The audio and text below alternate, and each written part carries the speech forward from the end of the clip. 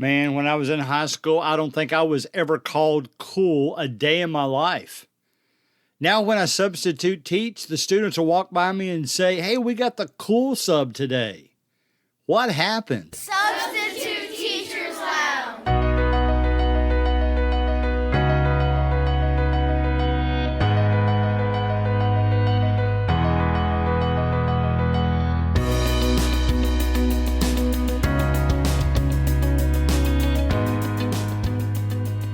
Man, oh man, I don't know if I hit a nerve last week or if I actually provided some valuable information, but our episode last week on Kahoot is no longer a game anymore. We had more downloads in 36 hours than we normally have in a week, and it is destined to be one of our top 5 episodes ever. I appreciate that. I think part of the reason was I actually posted the link on a Kahoot Teachers Facebook page, and I'll only do that if it's specific about the topic of the page, which obviously it was. So I appreciate everybody. I continue to think it's a valuable tool, and it can be a great help to you, whether you're a substitute or regular teacher, whether you're playing games or giving a test. It's very valuable. Man, I grew up, my teenage years was in the 70s. It still freaks my students out when I tell them I'm 63, but I have lived in 8 decades because I was born in the late 50s, and now we're in the early 2020s. So count them up. That's 8 decades I've lived in. Back in the 70s, one of the best shows that I liked to watch as a teenager, and I don't think my parents were really that crazy about it because sometimes it was a little suggestive, but it was what was on our minds in high school. Happy Days. Happy Days, it was a show from the 70s, but it was based in the 50s. And people like Arthur Fonzarelli, Fonzie, was cool. He had the leather jacket. He had the motorcycle, neither of which I've ever owned, by the way. I'm going to be a nervous wreck probably with either of those. But the concept of cool, I think it was magnified during the days of Happy Days. But, Henry Winkler, the guy that played Fonzie, will tell you, I've seen him say in interviews that he never was really cool, so he was surprised that he appeared so cool as just a short, skinny actor in that show. But yet it went across great. People could relate to it. I can to this day think of who the cool kids were in high school. I was more on the geek side of the argument. The cool kids, they were the ones all the students liked to be around, to be associated with. Maybe they were the ones that were a little bit arrogant. Not always. Some students that I knew I would consider cool, but were always willing to talk to everybody no matter what. I looked up in the Urban Dictionary that the title of cool that's in there is a cool person to me. This is considered the top definition. I guess everybody can write in a definition. A cool person to me is being real, being themselves and not caring how other people view what they say or do. When I say you're cool, that's what I mean. Today, too many people are concerned how others view them, posting pictures on social media sites of themselves on vacation or where they're eating dinner that evening. Do things for yourself instead, for what you enjoy, not to show everyone else what you're doing. Well, I don't think that's why students sometimes call me cool, but I'll be honest, going back 3 years ago, there wasn't anybody more shocked than me that students came up to me and said, "Well, you come back and teach our class again." I mean, it was the coolest. I mean, it really was. It was the coolest thing ever. I know now, 3 years later, why they will call me the cool sub. And it's not that hard. Everybody within the sound of my voice, you can be the cool sub. I can look in my mirror and tell you that it's not because of my physical appearance.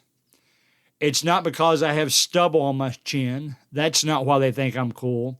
It's not the way I comb my hair. It's definitely not the way I dress or the cars I drive. But I'm going to give you some suggestions of how you can be the cool substitute teacher. One of them you're going to argue with me about. I'm going to save that one to the end. But there's some mental in nature and there's some physical in nature. Now, this first tip will help you in everything you do. If I ask the students to rank why they think I'm a cool substitute teacher, this aspect of the way I teach, and it came naturally, I didn't force myself to do it, it's just the way I did it. I will never accuse a student of doing something before I get their side of the story. Guys, I see this all the time. Student gets in trouble. The teachers, substitute teachers will support the teachers that turn them in, and they won't even bother to ask the student what happened.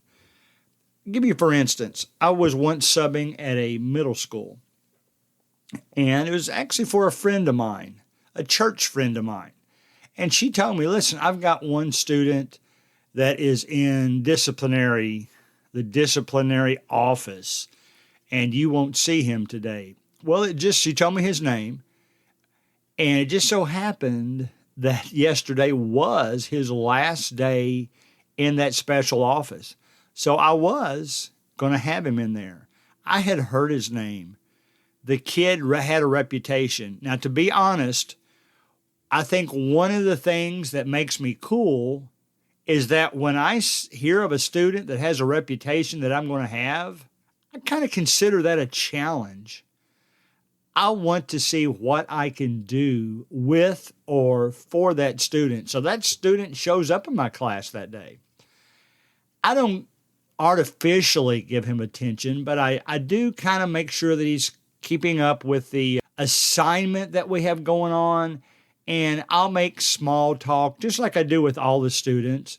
We'll just talk about generalities. And I got him to open up, and it just so happened it was about lunchtime. This was a middle of the day period. He went to lunch. He had already discussed some things with me, and I could tell he was willing to talk. So when he came back, he shared already. I'd only met him like 30 minutes before. He already shared with me what happened.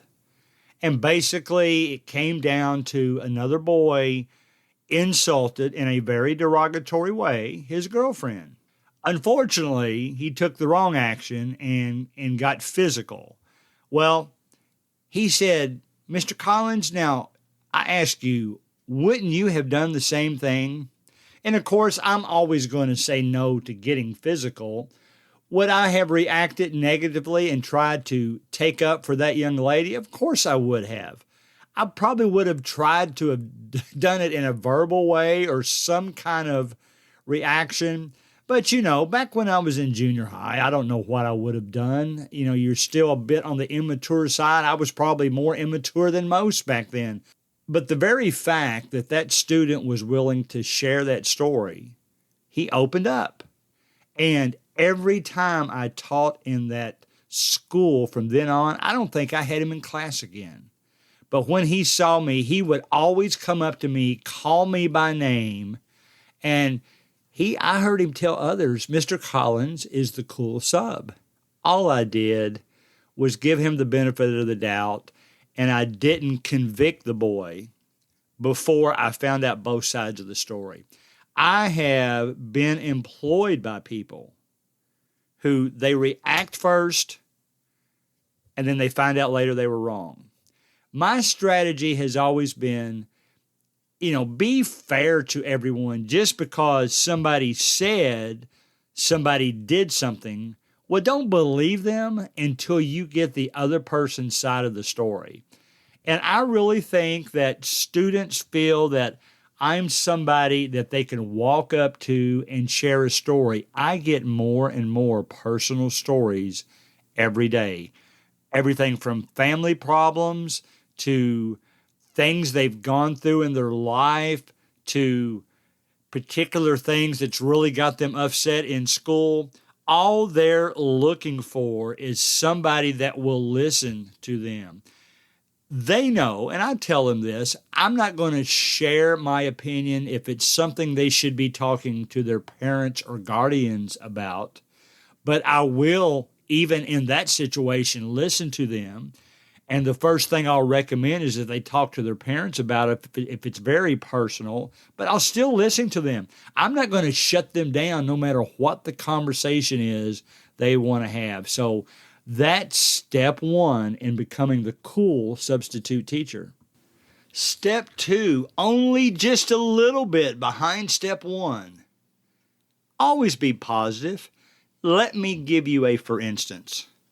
I have been a co-teacher in a class where a student had their phone in the pocket, out of sight. They weren't using it, but doggone it, they forgot to silence their phone. Well, the phone started buzzing and making noises, and the teacher had two choices. They could be negative about it. They could be positive about it.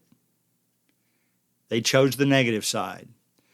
And basically, they yelled at that student just because they had forgotten to silence their phone. Now, I know the rules, but in my case, when I'm in that situation, let's use that exact example. What I would have done, if it was a ringtone, I probably would have done some kind of silly dance. If it was noise, I might have shaken my head back and forth like it was rattling, kind of get the guys chuckling. But then I would say, all right, guys, let's remember to silence our phones. Now, that's just two completely different situations. Same situation, two completely different reactions. And those 10 seconds of conversation between the teacher and the student made a difference. All of a sudden, that student may not like that first teacher very much. And I accomplished the same way, but I did it in such a way that they're going to call me the cool substitute teacher because I don't go off on them because they do something as trivial as forgetting to turn off their phone. So think about what you're doing. Don't react negative to those kids. Now, there are some things that you do have to react negatively immediately. I'm not going to go into a list. You know what they are. But something as simple as forgetting to silence your phone ain't one of them, okay? But think about what you do with those kids. Be willing to be positive in every situation, okay? Give you another example, and this might be hard in certain situations because not all teachers give you this freedom. I was given this freedom for the class I'm in right now. She is letting me work the class a little bit as I like to. I have converted a lot of her paper tests to Google Classroom Forms or Kahoot tests to make them just a little bit more pleasant to take, and they have immediate feedback of their grades. I had a student in class. She had been through a quarantine situation. It is currently, I always like to say this when I talk about the pandemic. This episode is the September 12th episode, 2021. This student had been quarantined. She came back to take a very tough test, and a test that she didn't realize was that tough. It was so tough for the other students, even though there was one perfect score across two classes. It's a medical test. I mean, medical tests are difficult. You're learning about parts of the body and all the bones and all that, muscles, tissue, DNA analysis, all that kind of stuff. So you really have to stick with it. I know the first test we took, in fact, the very test that we're talking about, the regular teacher, the one I'm subbing for, decided to curve the grades. Curving grades is not a new concept. And in effect, it made everybody feel much better about it. They didn't stress about it as much. This particular young lady, though, she had to come back after a quarantine situation. I'm not sure how uncomfortable that situation was. I don't pry into their personal business in that way. I don't ask them if they were sick. I don't ask them anything like that. It was obvious to me when she came back and told me to go ahead and give her the copy of the test, and she took it. I could just see the look in her face. And when she turned it into me, that was one depressed young lady in regard to in reaction to the test she had just taken. So I looked at it, And sure enough, it wouldn't have been very favorable. It would have been a high D at most. And I said, listen, I know how the teacher would approach this. I've talked to her about it. I could tell that you still have a lot on your mind, and you probably didn't get to study as much as you would have liked. Maybe you thought it was going to be a little bit easier. You want to take it again. Now, the second time around, this just happened to be a paper test because the automated version of the test had already closed, so the later people had to take a paper test. So she thanked me for that. All of a sudden, now I was the cool sub in her mind because I gave her another chance. Life is tough sometimes.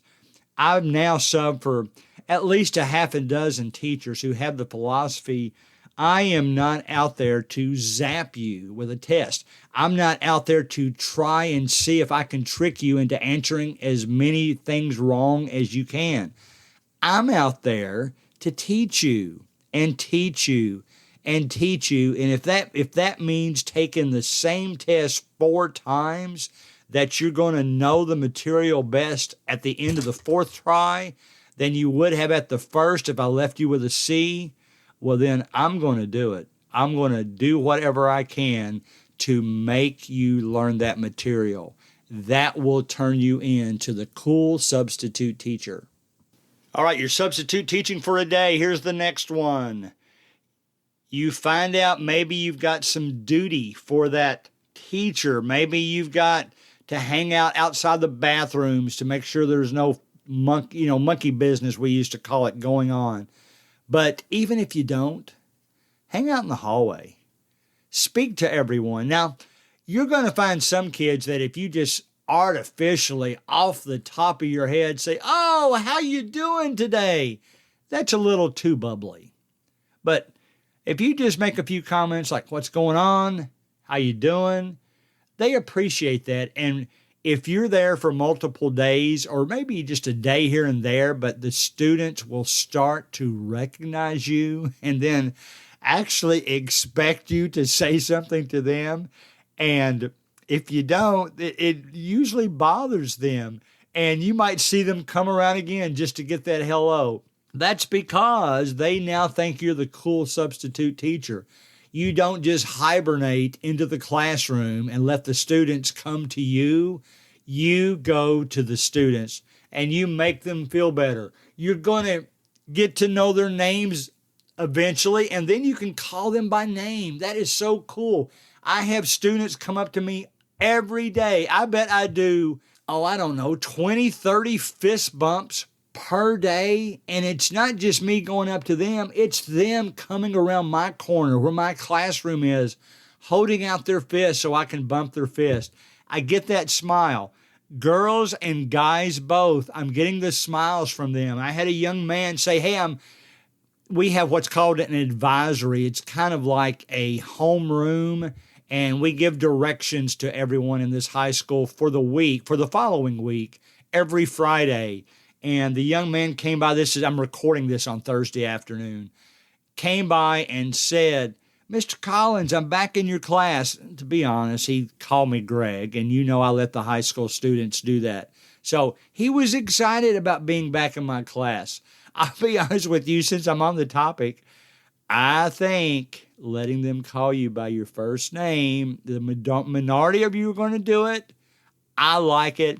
I'm old enough that I can joke around with them that Mr. Collins just makes me feel old when you call me that.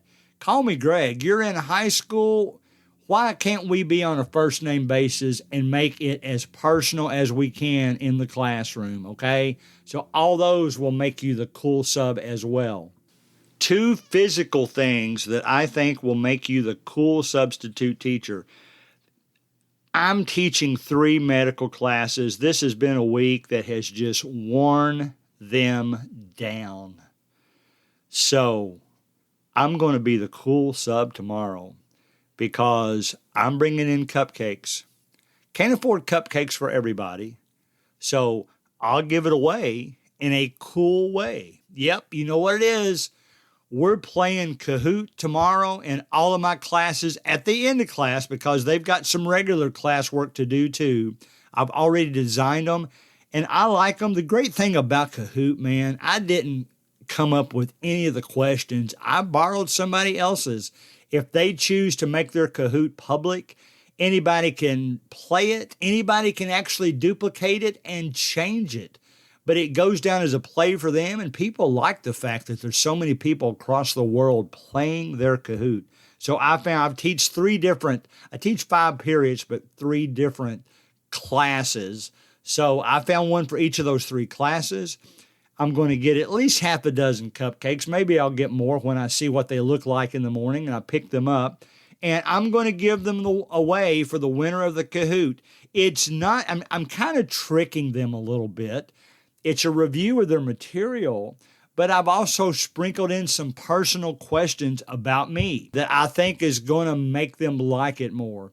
If you don't have a whole lot of goofy personal questions about yourself, throw in a movie question, throw in a Marvel movie question, throw in a Disney movie question. You've got some people in the classes. Give them double Kahoot points for the fun questions. And then they're going to think, it's funny how taking a 20-question test, if 4 of them are fun questions, they think the whole test was cool. They enjoy that. Every time I flash the Kahoot code up on the screen, they're thinking, now, there's some high school students that think it's, they're above that, but I don't have any of those in my classes this year. It's usually the ones that probably think they're cool, don't know where they'll be 10 years from now, but they think they're cool today. So that's what I do for those classes. Last 10 minutes or so, you can make each question 30 seconds. And then at most, if you have 20 questions, that's just a 10-minute Kahoot. And whoever finishes in first place in that Kahoot will get the cupcake. And I make the personal questions or the fun questions worth double points so that everybody has a decent chance, even if they didn't know the material as well as they should. And they learn from that. It is a learning tool. It is a competitive learning tool. So I think that's great. I'll close with this. You know that I've said this 100 times, but I do, in fact, think that students think I'm a cool sub because I'm not near as strict with their smartphones as a lot of other subs and a lot of other teachers. Does this particular high school I'm teaching in have a policy about not having your cell phones out? Yes. Do I do it anyway? Yes, but I do it by the book. The school has said, students, you cannot have your smartphones out unless the teacher is using them in the class. So pretty much everything that we're doing in the classes I'm teaching right now is in Google Classroom. The easiest way, I like the way it's formatted on the smartphone better than the way it is on the Chromebook. They can get to their Google Classroom from their app on their phone or even through Safari on their phone and pull it up that way, so we let them take notes from their phone. They don't have to have a bulky computer sitting next to them to do that. So the fact that I am looser on the smartphones, do I know they're doing stuff? Now, I was going to say that they're not supposed to be doing. I'm not talking about bad websites. I'm talking about even texting friends. Do I know they do some of that sometime? Absolutely. I'm okay with that as long as they get their work done. I'm not sure why anyone would get upset with that if they're getting their work done. I mean, what is it we're trying to accomplish? I think the rule of no smartphones in schools are mainly because it's distracting the kids so much, in some cases, that they're not getting their work done. But if they are, why are we punishing them? I think that's another one of the reasons, down the list a little bit, not the most important reason, but I think they think I'm the cool substitute teacher because I let them keep their smartphones out. As long as they do productive things on it, they know I'm going to walk around at the end of the class. And in fact, I called one student out this week, and he was saying it jokingly, but I knew he was lying to me. He would probably call it more being sarcastic, because he had waited too long. And I told him, I said, listen, now, here's what's going to happen if you're not productive with it. It's not going to be enough to punish you. I'm going to make everybody in this room put up their smartphone because of you. Now, that's a lot of pressure on a student of any age. They don't want to be the reason why nobody can have smartphones out on their table. So typically, that's all it takes to clean that up. Always be positive. Always be willing to listen. Always be willing to interact. Be willing to build positive relationships with that students. Somebody asked on our Substitute Teachers Lounge Facebook group this week what question they think they will be asked on an interview, because they were getting ready to interview for a substitute teacher job position. My response is, my favorite question that I would be asking, is it more important to you to build positive relationships with students or educate the students? That's a tough one. A lot of people would pick education. I would pick the relationships, because if you build the strong relationships first, the education is a piece of cake after that, because they trust you, you trust them, and they're pretty much willing to do what you tell them to do. So, you want to be the cool sub? You have some ideas now. Share your ideas with me, because I want to be even cooler during my next class.